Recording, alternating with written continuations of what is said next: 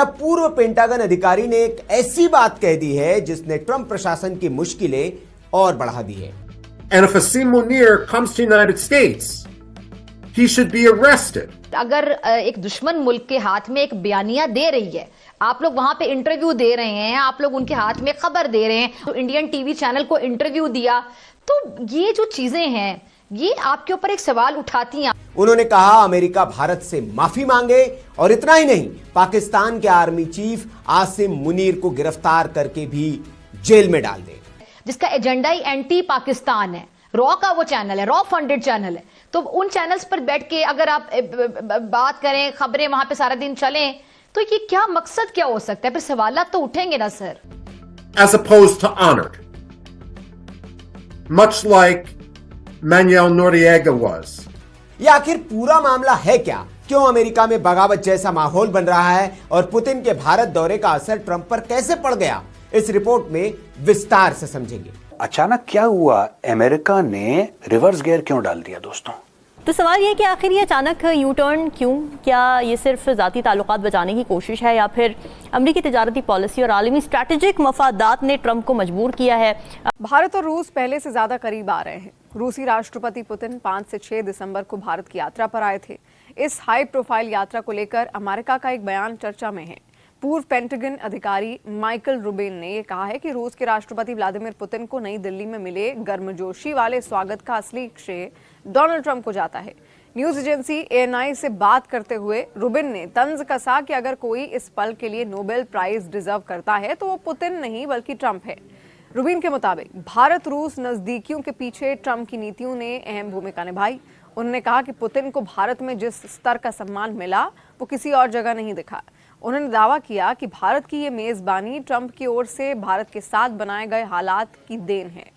रूस के सदर व्लादिमीर पुतिन का यह दौरा महज एक सिफारती मुलाकात नहीं था, बल्कि आलमी सियासत की उस धमाकाखेज दौर में एक ऐसी हरकत थी जिसने बड़े दारुल हुकूमतों में खामोश खलबली मचाई। दिल्ली की फजा में एक अजीब तासुर मौजूद था और वहां वो लम्हे थे जब दो तारीखी इत्तेहादी एक मरतबा फिर हाथ मिला रहे थे।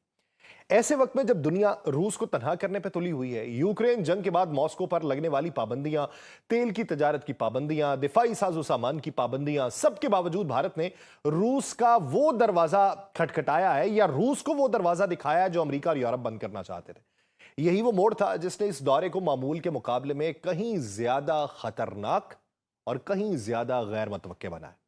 दिल्ली में पुतिन और मोदी की बंद कमरों में होने वाली बातचीत बज़ाहिर सेहत, साइंस, मैरीटाइम ताउन, कस्टम्स, फर्टिलाइजर और मीडिया जैसे नर्म शोबों के मुआहिदों से शुरू हुई, लेकिन असल गुफ्तगू कुछ और थी।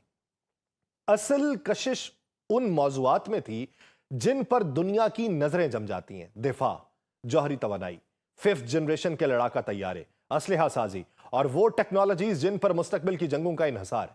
ये ऑपरेशन सिंदूर की कंटिन्यूटी का ऐलान हमारा दुश्मन कर चुका है और हम प्रैक्टिकली हालत जंग के अंदर हैं। बिकॉज जो कैजुअलिटीज हमने सफर की हैं ये हमने अपनी 2-3 जंगों के अंदर इतना हमारा लॉस नहीं हुआ, तो इसलिए दुश्मन तो आपके ऊपर ताबड़तोड़ हमले कर रहा है। नो ऐसी स्टेट के अंदर जब आप बॉर्डर्स के ऊपर अपने अफवाज बैठी है तो आप अपने मुल्क के अंदर एक्टिविटी जारी रहती है, पॉलिटिकल एक्टिविटी हो, इकोनॉमिक एक्टिविटी भी हो, आप बहुत सी बातें कह सकते हैं, लेकिन ऐसी सिचुएशन के अंदर अगर आप पर्सनल अटैक्स करेंगे अदारे के ऊपर, अदारे की क़यादत के ऊपर, तो फिर आप मुल्क का फायदा तो नहीं कर रहे, ये तो मुल्क के साथ दुश्मनी है। तो इसलिए रूस ने इंडिया को Su-57 लड़ाका जहाजों की पेशकश रखी।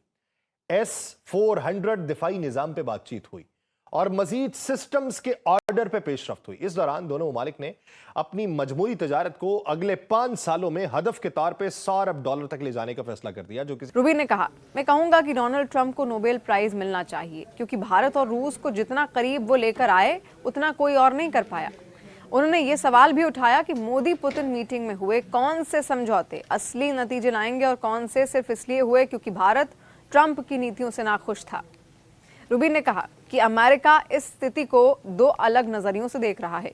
एक नजरिया ट्रंप समर्थकों का है जो कहते हैं हमने आपसे पहले ही कहा था, और दूसरा नजरिया उन 65% अमेरिकियों का है जो ट्रंप को पसंद नहीं करते और मानते हैं कि आज भारत रूस की ये मजबूती ट्रंप की भारी कूटनीतिक नाकामी का नतीजा है। नहीं, दूसरा वजह ये था कि उन्होंने कहा कि जब अमेरिका चाहता है अमेरिका को इंडिया को कुछ चीज बेचे, कोई नया प्रोडक्ट आए, ऐसे ऑब्स्टिकल्स एंड बैरियर्स उनके लॉज में हैं कि हम पहुंच नहीं सकते उधर। ठीक है। तो हमारा तो ऐसे कोई बैरियर्स और ऑब्स्टिकल्स नहीं है।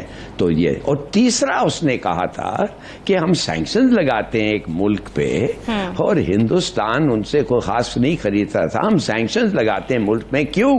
कि हम नहीं चाहते हैं कि रूस जाके यूक्रेन में लोगों को मारो और 4 लाख लोग तो उधर मर गए हैं, हम ये वो को खत्म करना चाहते हैं। मगर इंडिया क्या करता है, वो अपनी कीमत रूस कम कर देती है, मोदी साहब फट करके पहुंच गए, खूब खरीद रहे उनसे, और वो पैसे जो हैं that is funding the war against Ukraine. तो मैंने उनको कहा कि खुदा के लिए तुम हमारे दोस्त हो, स्ट्रेटेजिक पार्टनर हो, कितने तुम ग्रुपिंग्स में हमारे साथ हो, ये जो क्या कहते हैं इंटेलिजेंस गैदरिंग स्ट्रेटेजिक ग्रुपिंग में, तो मेहरबानी से ना करो। उसने जब वो देखा कि सस्ता तेल मिल रहा है तो उसने वही काम किया जो बनिया करता है, तो उसने जाके तेल खरीद लिया। और अब जब हमारे लोग पूछते हैं कि ये हिंदुस्तान के साथ हमारी दोस्ती का फायदा क्या है, जब वो पूरे रूस का वॉर फंड कर रहा है अगेंस्ट द यूक्रेन, तो लिहाजा मैं ये बर्दाश्त नहीं कर सकता और मैं ये करूंगा वो करूंगा, वो कर दिया उसने। ठीक है। अब देखिए बात असल है देश। नमस्कार दोस्तों, जय हिंद। दोस्तों, पुतिन भारत के दौरे समाप्त कर अपने देश लौट गए हैं, लेकिन दोस्तों अब उनका रिएक्शन सामने आ रहा है, जहां पर आपको देखने को मिल रहा है कि कई अमेरिकी विदेशी सलाहकार जो कि ट्रंप को भर भर की गालियां दे रहे हैं, और उनका साफ तौर पर कहना है कि ट्रंप को भारत से माफ़ी मांगनी चाहिए और आसिम मुनीर को जल्द से जल्द अगर अमेरिका में आता है तो उसे गिरफ्तार कर लेना चाहिए। दोस्तों, जैसे ही ये बात सामने निकल कर आई, पाकिस्तानी मीडिया में चीख मच गई। उनका कहना है कि ये न्यूज़ सिर्फ भारतीय मीडिया ही दे सकता है और इसको प्रोपेगेंडा बता रहे थे। लेकिन दोस्तों, जैसा कि आपने इस वीडियो में देखा कि किस तरह से मैंने उनका एक क्लिप भी लगा रखा था जहां पर वो कहते हुए दिखाई दे रहे हैं। दोस्तों, ये पूर्व अमेरिकी सलाहकार हैं।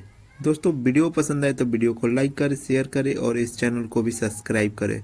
और इससे पहले पूर्व अमेरिकी कांग्रेस ने भी यही बात कही थी। आज मैं कैप्सूल में आपको यह बताने की कोशिश करूंगा कि अमेरिका ने रिवर्स गेयर मारा क्यों, इनके दिमाग में चल क्या रहा है।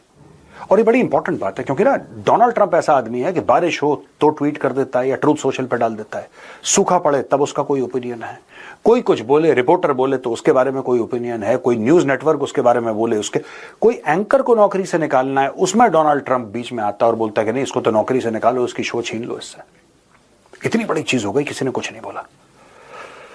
Nobody is saying a word. मुझे ऐसा लगता है दोस्तों, कहीं ना कहीं दुनिया का जो जियोपॉलिटिक्स का जो डायरेक्शन है वो हल्का सा, मैं ये नहीं कह रहा कि मेजरली चेंज हुआ है, लेकिन हल्का सा 2-3 डिग्री वो पलटा है। उसने एक नया रुख इख्तियार किया और आज मैं उसके बारे में आपको बताने की